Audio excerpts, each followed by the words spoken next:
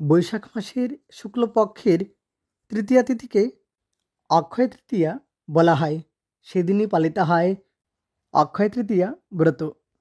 অক্ষয় অর্থাৎ যার কোনো ক্ষয় নেই বা চিরন্তন। যারা পহেলা বৈশাখের দিন সিদ্ধিদাতা গণেশ ভগবানের পূজা অর্চনা করতে পারেন না, তারা এই দিনে অর্থাৎ অক্ষয় তৃতীয়ার দিনে সিদ্ধিদাতা গণেশ ভগবানের পূজা অর্চনা করেন। দর্শক বন্ধুরা, একটু আগেই বললাম অক্ষয় অর্থাৎ যার কোনো ক্ষয় নেই। এই বিশেষ দিনে স্নান দান পূজা অর্চনার সাথে অনেকেই নতুন ব্যবসা বাণিজ্যের শুভারম্ভ করেন। অনেকেই নতুন গাড়ি বাড়ি এগুলো ক্রয় করে থাকেন। তাই এই বিশেষ দিনের দিন পঞ্জিকা জানা অতি আবশ্যক। তাই আপনাদের সুবিধার্থে আজকের এই ভিডিওতে আলোচনা করতে যাচ্ছি 1432 বঙ্গাব্দে 2025 সালে কবে পালিত হবে অক্ষয় তৃতীয়া ব্রত।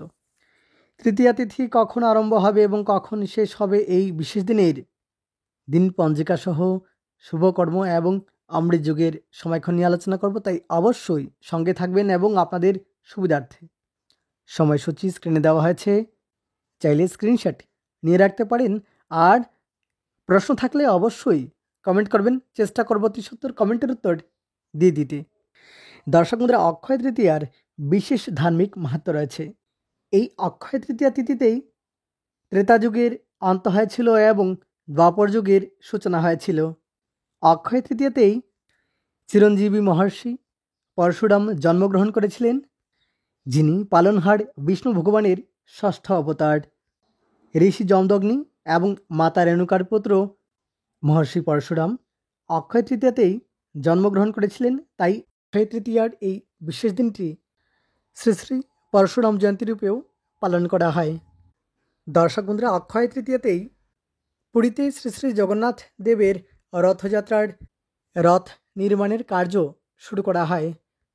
তাই ভগবান জগন্নাথ দেবের রথ অক্ষয় তৃতীয়াতেই কঠোর তপস্যার মাধ্যমে রাজা ভগীরথ মা গঙ্গাকে মর্তে নিয়ে এসেছিলেন। দর্শক বন্ধুরা, অক্ষয় তৃতীয়াতেই দেবী অন্নপূর্ণা আবির্ভূত হয়েছিলেন। তাই এই দিনে মাতা অন্নপূর্ণার পূজা অর্চনা করা হয়। দর্শক বন্ধুরা, অক্ষয় তৃতীয়াতেই ত্রেতা যুগের অন্ত হয়েছিল এবং দ্বাপর যুগ শুরু হয়েছিল। দর্শক বন্ধুরা, অক্ষয় তৃতীয়াতেই সিদ্ধিদাতা গণেশ ভগবান মহর্ষি বেদব্যাসের মুখ নিঃসৃত বাণী শুনেই মহাভারত লিখতে শুরু করেছিলেন। এই দিন থেকেই চারধাম যাত্রা শুরু হয়। দর্শক বন্ধুরা, অক্ষয় তৃতীয়াতেই ভগবান শ্রীকৃষ্ণের বাল্যসখা তথা ভক্তরাজ সুদামা ভগবান শ্রীকৃষ্ণের দর্শন লাভ করেছিলেন। দর্শক বন্ধুরা, অক্ষয় তৃতীয়াতেই ভগবান শ্রীকৃষ্ণের চন্দনযাত্রা শুরু হয়েছিল। দর্শক বন্ধুরা, অক্ষয় তৃতীয়ার এই বিশেষ তিথিতেই শ্রী শ্রী কুবের ভগবানের তপস্যায় তুষ্ট হয়ে কুবের ভগবানকে অতুল ঐশ্বর্য দান করেছিলেন দেবাদিদেব মহাদেব। তাই এই দিনে শ্রী শ্রী বৈভবলক্ষ্মীর পূজা অর্চনা করা হয়। দর্শক বন্ধুরা, এই অক্ষয় তৃতীয়াতেই হস্তিনাপুরের রাজসভায় মাতা দ্রৌপদীর বস্ত্রহরণের চেষ্টা করেছিলেন দুঃশাসন, এবং মাতা দ্রৌপদীর প্রার্থনায় সাড়া দিয়ে ভগবান শ্রীকৃষ্ণ মাতা দ্রৌপদীকে অনন্ত বস্ত্র দান করে রক্ষা করেছিলেন। দর্শক বন্ধুরা, তাহলে বুঝতেই পারছেন এই বিশেষ দিনের বিশেষ ধার্মিক মাহাত্ম্য রয়েছে। নতুন উদ্যোগ বা ব্যবসা প্রতিষ্ঠান আদির শুভারম্ভ করে থাকেন অনেকেই। সীমাহীন সমৃদ্ধি প্রদান করে অক্ষয় তৃতীয়া। দর্শক বন্ধুরা, বাংলা পঞ্জিকা অনুসারে 1432 বঙ্গাব্দে 2025 সালে অক্ষয় তৃতীয়া ব্রতম পালিত হবে 16 বৈশাখ 1432, 30 এপ্রিল 2025 ইংরাজি বুধবার অক্ষয় তৃতীয়া ব্রত, এবং তৃতীয়া তিথি আরম্ভ হবে তার আগের দিন অর্থাৎ 15 বৈশাখ 1432, 29 এপ্রিল 2025 মঙ্গলবার রাত্রি 8:23 পর্যন্ত থাকবে দ্বিতীয়া তিথি। তারপর আরম্ভ হয়ে যাবে তৃতীয়া তিথি, এবং তৃতীয়া তিথি থাকবে তার পরদিন অর্থাৎ 16 বৈশাখ 1432, 30 এপ্রিল 2025 ইংরাজি বুধবার সন্ধ্যা রাত্রি 6:10 58 পর্যন্ত থাকবে তৃতীয়া তিথি। বৈশাখ মাসের শুক্লপক্ষের তৃতীয়া তিথি। দর্শক বন্ধুরা, এবার দিন পঞ্জিকা। এই বিশেষ দিনে সূর্যোদয় হবে সকাল 5টা 8 মিনিট গতে এবং সূর্যাস্ত হবে সন্ধ্যা 5টা 29 মিনিট গতে।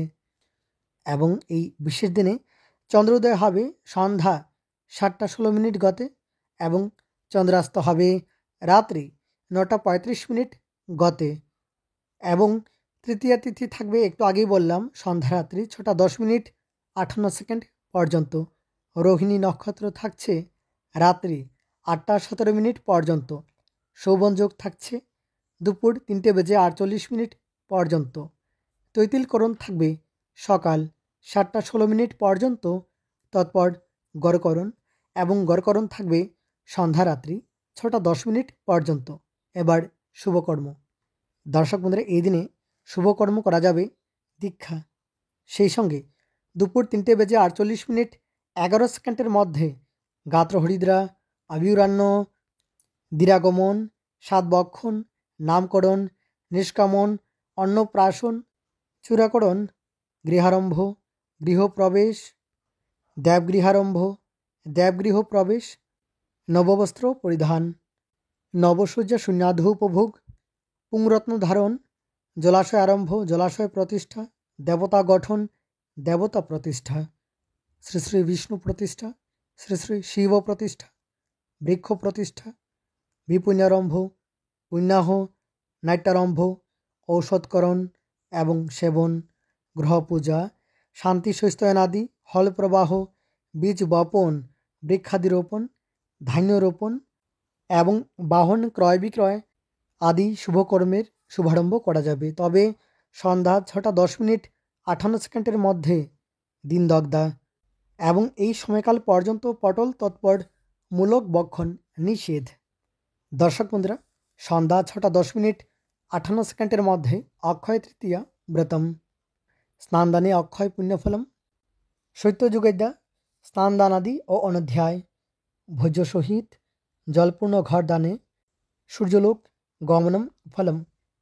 শ্রী শ্রী শিবগঙ্গা, কৈলাস, হিমালয়ে ভগীরথ পূজা, জবৈর্হোম, শ্রী শ্রী বিষ্ণু পূজা, ব্রাহ্মণৈব্য জবদানঞ্চ। ভগবান শ্রীকৃষ্ণের চন্দন যাত্রা, শ্রী শ্রী ধূমাবতী দেবীর আবির্ভাব, শ্রী শ্রী পরশুরাম যাত্রা, শ্রী শ্রী পরশুরাম দেবীর আবির্ভাব, কেদার বদ্রী যাত্রা। সন্ধ্যা 6টা 10 মিনিট 58 মধ্যে রোহিণী নক্ষত্রযুক্তাম বৈশাখী শুক্লা তৃতীয়ায়াম স্নানদানাদ অক্ষয় ও অনন্ত পুণ্য প্রাপ্তি ফলম। এবার অমৃত যোগের সময়ক্ষণ। অমৃত যোগ থাকবে সকাল 6টা 47 মিনিট পর্যন্ত, আবার সকাল 9টা 22 মিনিট থেকে সকাল 11টা 6 মিনিট পর্যন্ত থাকবে অমৃত যোগ। আবার দুপুর 3টে 26 মিনিট থেকে 5টা 10 মিনিট পর্যন্ত, বিকেল 5টা 10 মিনিট পর্যন্ত থাকবে অমৃত যোগ। এবং মহেন্দ্র যোগ থাকবে দুপুর 1টা 43 মিনিট থেকে দুপুর 3টে 27 মিনিট পর্যন্ত।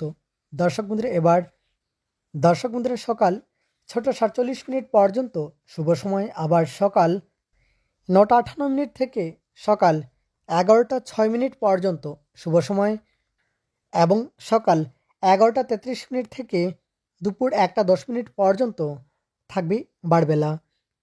দর্শক বন্ধুরা, তাহলে আজকের জন্য এ পর্যন্তই। অনেক অনেক ধন্যবাদ ভিডিওটি শেষ পর্যন্ত দেখার জন্য।